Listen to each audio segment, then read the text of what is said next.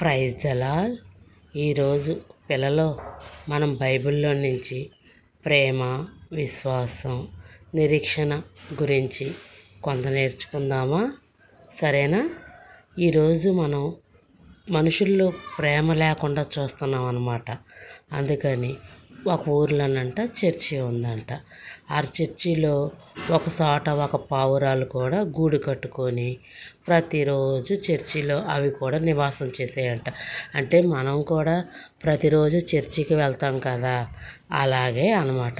అయితే పాస్టర్ గారు చెప్పినట్లు మనం ఏ రకంగా వాక్యం వింటున్నామో అట్లాగే అవి కూడా వాక్యం వింటూ ఉండేయంట ప్రతిరోజు కూడా. ఎందుకంటే పాస్టర్ గారు నీతి వాక్యాలు చెప్తారు కదా బైబిల్లో నుంచి. మనల్ని ప్రేమించడానికి, గద్దించటానికి ఆయన అర్హులై ఉన్నారు కాబట్టి ఆయన బైబిల్లో నుంచి వాక్యాలు తీసుకొని మనకు చెప్తూ ఉంటారు కదా, మనం వింటాం కదా. అప్పుడు అట్లాగే మనం ఏ రకంగా వింటున్నామో అక్కడ ఉన్న పక్షులు కూడా గుళ్ళు కట్టుకొని ఉన్నాయి కదా ఒక మందిరంలో ఒక మూలకి, అవి కూడా వింటూ అనుకుంటాయి అంట, అక్క మనుషుల కంటే మనం చాలా అదృష్టవంతులము అక్క అని మాట్లాడుకుంటాయంట. అయితే ఒక పావురము మరొక పావురంతో చెప్పిద్దంట ఆ మాట. అన్నప్పుడు ఎందుకు నీవు ఆ రకంగా మాట్లాడుతున్నావు, మనుషుల కంటే మనం ఏ రకంగా అదృష్టవంతులమే అని ఒక పావురం అడిగిద్దంట. అడిగితే అక్క మనకులాగా ప్రేమించటం వాళ్ళకి రాదక్క, మనలాగా విశ్వాసం ఉంచటం వారికి రాదక్క, నిరీక్షణ కలిగి ఉండటం కూడా వారికి తెలియట్లేదు అక్క అని అనుకుంటాయంట.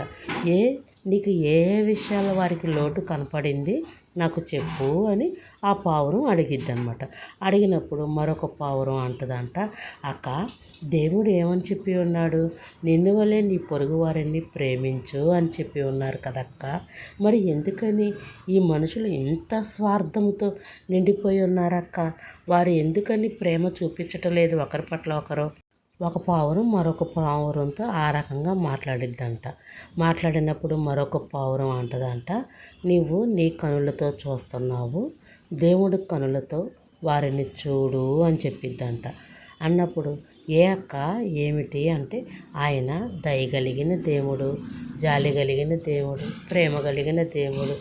ఆకాశ పక్షులైన మనలనే దేవుడు అంతగా ప్రేమించినప్పుడు వారిలో దేవుడు ప్రేమించడా చెప్పు అని వారికి కూడా ఒకరోజు వచ్చింది. అప్పుడు వారు కూడా మారు మనసు పొందుతారు, వారు కూడా నిన్ను వలే నీ పొరుగు వారిని ప్రేమిస్తారు అని మరొక పావురంతో చెప్పిద్దంట. చెప్పినప్పుడు అవునా అక్క, ఇప్పుడైతే నాకు అంతా వేరుగా కనపడుతుంది అక్క, మరొక విషయం నీతో మాట్లాడినా అని మళ్ళీ ఇంకోటి చెప్పిద్దంట. ఏంటి చెప్పు అని అడిగిద్దంట ఆ పావురం. అన్నప్పుడు అక్క వీళ్ళల్లో విశ్వాసం లేదా అని అడిగిద్దంట. ఏ రకంగా నువ్వు చెప్పగలుగుతున్నావు అని అడిగిద్దంట. దేవుడు అనుమతి లేనిదే ఒక్క పక్షి కూడా నేల రాలదు అని దేవుడు చెప్పి ఉన్నాడు కదక్క, మరి అట్లాగే పిచుకులమైన మన వైపు కూడా దేవుడు ఎంతో తేరి చూస్తున్నాడు.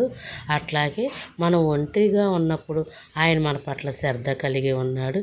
ఎందుకని ఈ మనుషులు విశ్వాసం లేదక్క వీళ్ళకి, ఎప్పుడు కూడా పాస్టర్ గారు వాక్యం చెప్తున్నా దాని యందు విశ్వాసం ఉంచటం లేదు, నిరీక్షణ ఉంచటం లేదు, ఏదో పోగొట్టుకున్న వారుగా దిగులుగా వేదనగా దుఃఖముగా ఎందుకుంటున్నారక్క అని అడిగిద్దంట. అన్నప్పుడు మరొక పక్షి ఆ పక్షితో మాట్లాడిద్దంట, నువ్వు యేసయ్య కనులతో వాటిని చూడు అని చెప్పిద్దంట.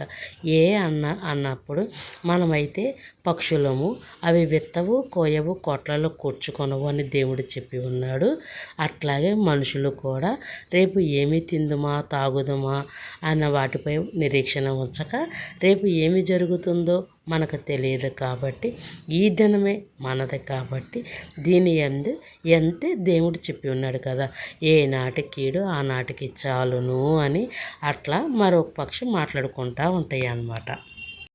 మళ్ళీ ఇంకో పక్షి అంటదంట, అక్క వీరిలో నిరీక్షణ నాకు కనపడటం లేదక్క అంటదంట.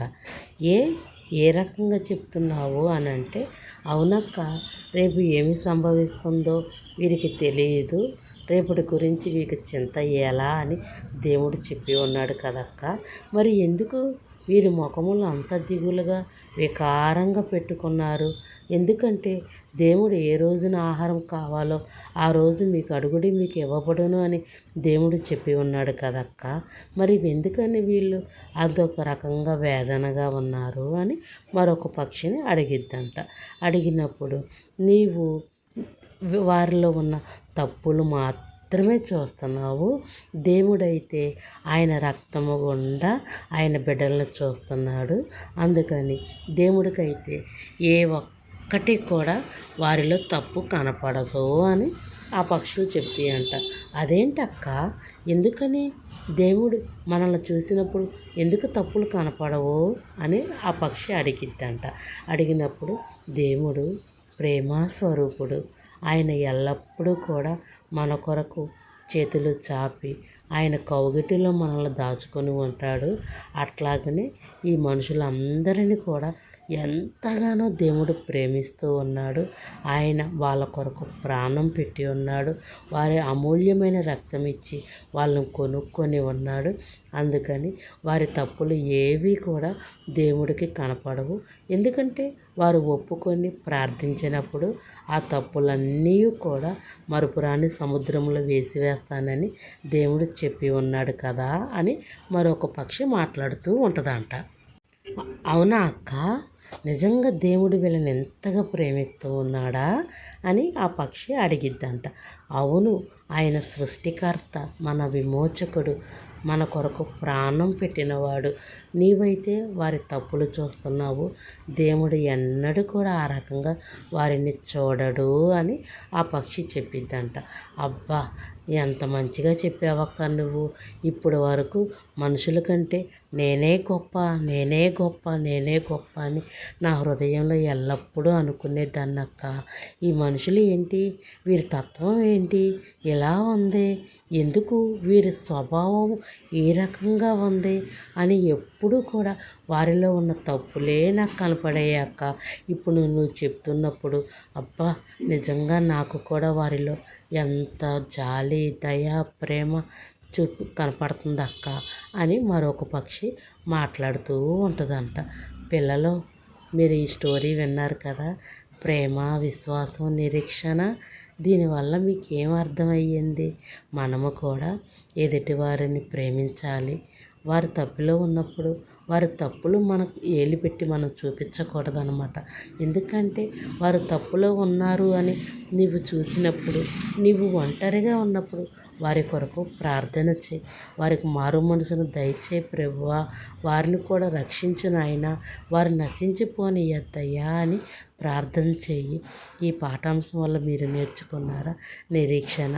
రేపు ఏమి సంభవిస్తుందో మనకు తెలియదు కాబట్టి ఏ రోజు కీడు ఆ రోజు దేవుడు చాలును అని చెప్పి ఉన్నాడు. కాబట్టి ఎప్పుడు మనం ఈ దినము సజీవంగా ఉన్నామని మనం లెగంగానే ప్రభువా నీకు వందనాలయ్యా, మరొక దినం ప్రభువా నువ్వు మాకు ఇచ్చి ఉన్నందుకు నీకు స్తోత్రములు నాయనా. అయ్యా నీకు వందనాలు ప్రభువా. ఈ దినము చూడక ఎందరో వారు మరణించి ఉన్నారయ్యా, మేమైతే సజీవ లెక్క ఉంచి ఉన్నందుకు నీకు కోట్లాది కోట్లు వందనాలయ్యా, స్తుతులయ్యా అని కృతజ్ఞతలు కలుగు మనం పడకల మీద నుంచి మనం లెగుస్తూ ఆ దినమంతా దేవుడి జ్ఞాపకం చేసుకుంటూ ఉండాలి.